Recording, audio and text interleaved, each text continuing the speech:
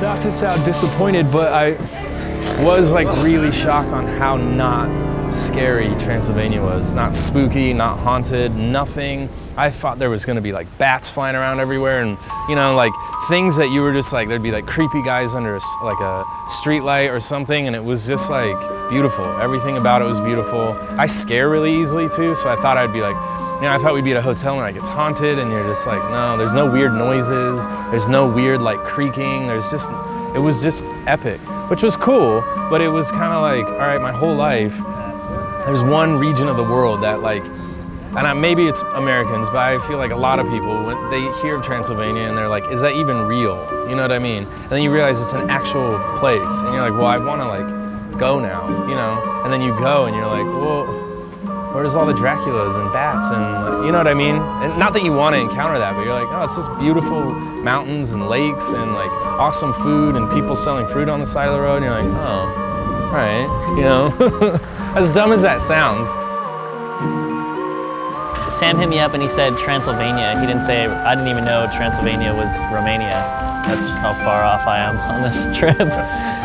So yeah, I Googled it and I saw castles and cobblestones and then I just gave up. So I knew nothing coming here. I expected to see people on literally horse buggies and that's it. And it's been quite the opposite, except for when you're driving through the country. Look at this. Isn't it? Take every man down. And woman. I've known Johan for years, probably like 10 years. He's a special, wonderful human being. Always funny, always happy. He just brings like a really good vibe everywhere, you know. I think it's his first time out of the country, so it's been kind of fun because he doesn't know up from down, you know, which makes for just some like funny moments and funny jokes. Yeah, we had a pretty good mix of skateboarders on this trip. Like we had our local Minhea, Aidan of course from the USA. We had Vladik from Germany. He's from Belarus, but lives in Cologne. He's a premium Soviet ripper. He's just stylish. Everything he does is stylish. It's awesome. He's always having fun.